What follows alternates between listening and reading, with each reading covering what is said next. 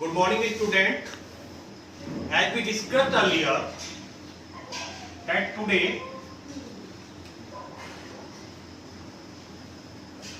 we are going to start our new chapter, data communication and data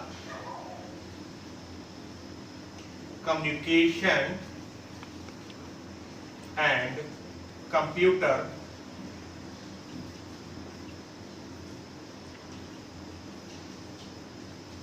network. In your previous class, you have learned about the information technology. Information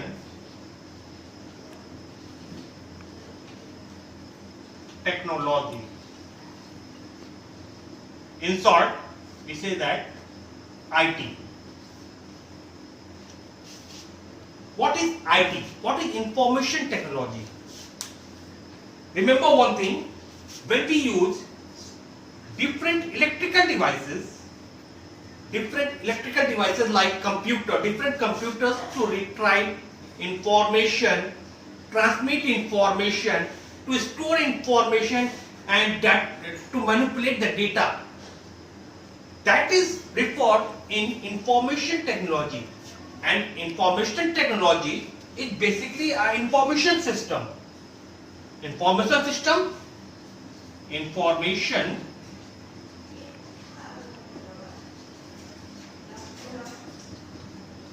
system. अब information system क्या है? कहते हैं कि जब भी हम किसी भी कंप्यूटर सिस्टम, सपोज हमारे पास कंप्यूटर सिस्टम है, suppose we have a computer system, that all the supporting elements like software, hardware and other peripherals are used to transmit data, and this referred as information technology. भाषा में कहते हैं कि information technology क्या है?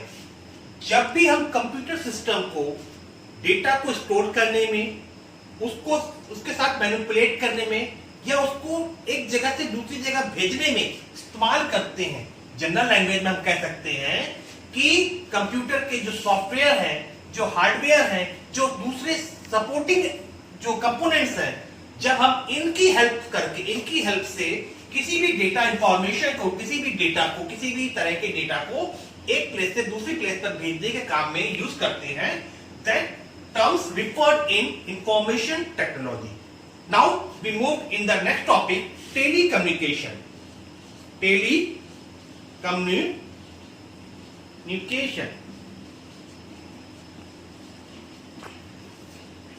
What is telecommunication? Basically जब हम किसी भी, अगर हम आसान भाषा में समझना चाहें कि सर टेलीकम्युनिकेशन क्या होता है, आप लोगों को मन में आता होगा सर टेलीकम्युनिकेशन डेटा कम्युनिकेशन में डिफरेंस क्या है? देयर इज नथिंग, कोई भी डिफरेंस नहीं है. बेसिकली हम कह सकते हैं कि जब भी हम टेक्नोलॉजी के थ्रू किसी भी तरह के sign, signals, messages, writing message, words, image या साउंड को एक प्लेस से दूसरे प्लेस पे टेक्नोलॉजी की यूज करके, हम टेक्नोलॉजी की मदद से, when we use technology to exchange our message in writing form, in sound, through any medium, like अगर हम उसके लिए फिजिकल मीडियम यूज कर रहे हैं, फिजिकल मीडियम कैसे?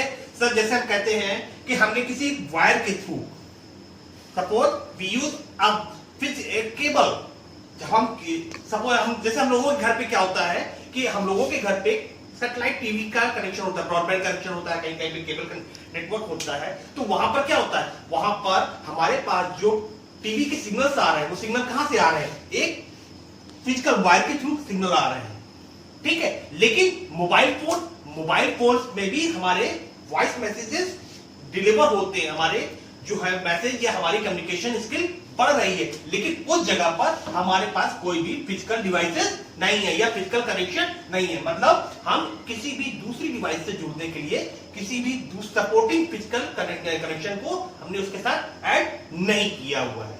That is telecommunication.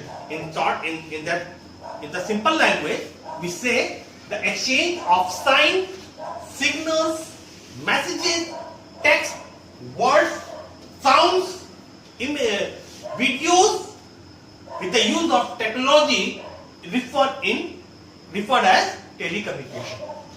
Now we move in our next topic, types of communication. Types of communication.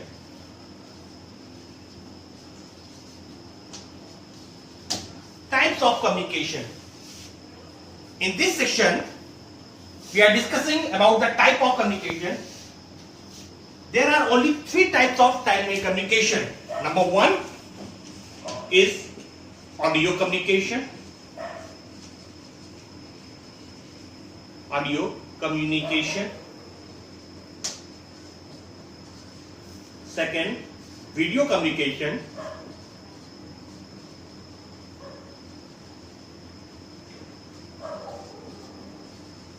And third, data communication. Data communication.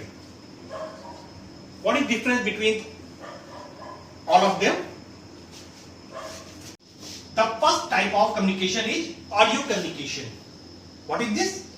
Communication in any form which is based on hearing, audio communicative form referred as audio communication. मतलब जब भी हम किसी प्रकार का कोई communication करते हैं जो कि सुनने योग्य हो, जिसमें हम साउंड का यूज कर रहे हैं, जिसमें हम वाणी का यूज कर रहे हैं, स्वर का यूज कर रहे हैं, जिसमें हम साउंड का यूज कर रहे हैं, वो कम्युनिकेशन ऑडियो कम्युनिकेशन के रूप में रिफर होता है या ऑडियो कम्युनिकेशन के रूप में माना जाता है. The second communication form is video communication. What is video communication? Video refers the recording और ब्रॉडकास्टिंग ऑफ अ पिक्चर और मूवी. हम लोग घर पे कभी कभी अपने मोबाइल पे कोई वीडियो क्लिप बनाते हैं, या होता क्या है कि हमने बहुत सारी डिफरेंट इमेजेस ले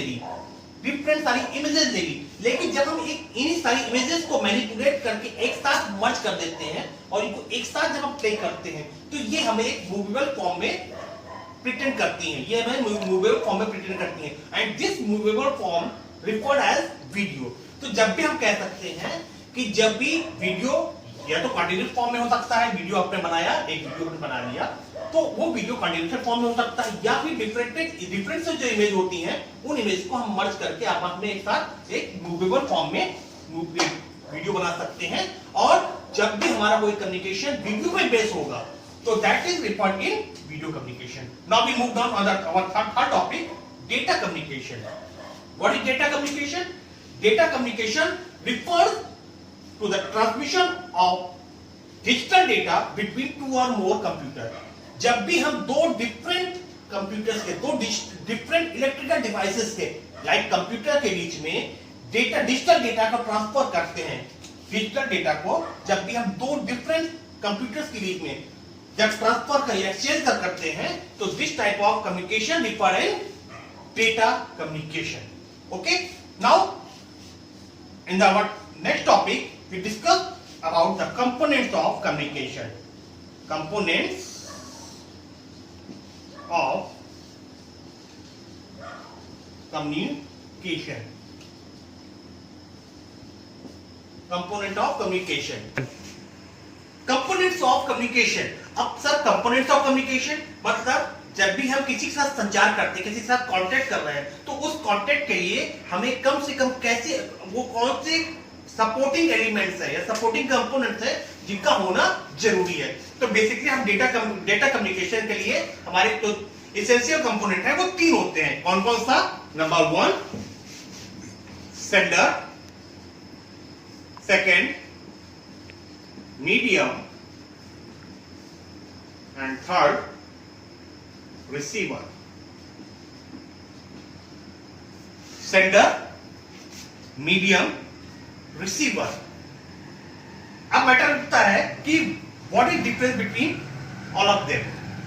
सेंडर क्या होता है? जैसे मैंने आपसे बोला कि हम बात जब करते हैं तो बात करने के लिए हमें किसी न किसी एक मीडियम की जरूरत होती है. अब वो मीडियम हमारा ओरल हो या वोकल हो या टेक्स्ट मैसेज फॉर्म में हो। लेकिन जैसे हमने यहां पे बोला कि डेटा कम्युनिकेशन के 3 सपोर्टिंग कंपोनेंट्स होते हैं। पहला हो गया सेंडर। सेंडर क्या है? जब भी कोई भी कम्युनिकेशन करते हैं तो from the sender is the person और place. Sender is the person, sender is the person और प्लेस from where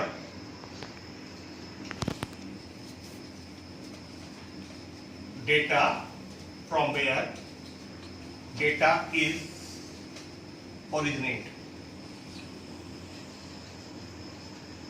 सेंटर क्या है? सेंटर का मतलब वो प्लेस या वो पर्सन। भाई जब भी कोई सूचना बनती है तो उस सूचना को कोई ना कोई बनाने वाला होता है। तो सेंडर वो पर्सन है या वो प्लेस है जहां से हमारे द्वारा भेजी गई सूचना शुरुआत होती, जो सूचना का आधार है, जहां से सूचना जनरेट हो रही है। नंबर दूसरा पॉइंट आता है मीडियम। भाई अब हमने सूचना बना तो ली, लेकिन अब सूचना बनाने के लिए हमको सूचना को उसके डेस्टिनेशन तक पहुंचाना भी है।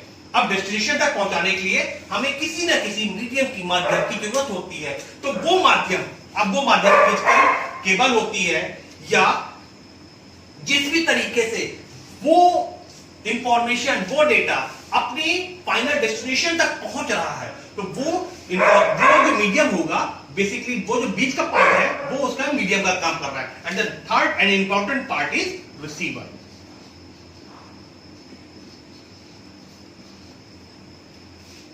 रिसीवर कौन हुआ?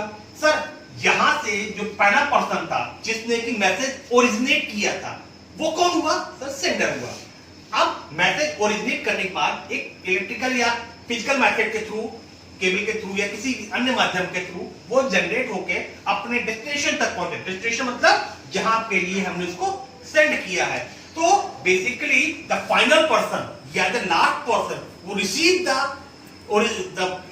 received the message from the sender is known as receiver।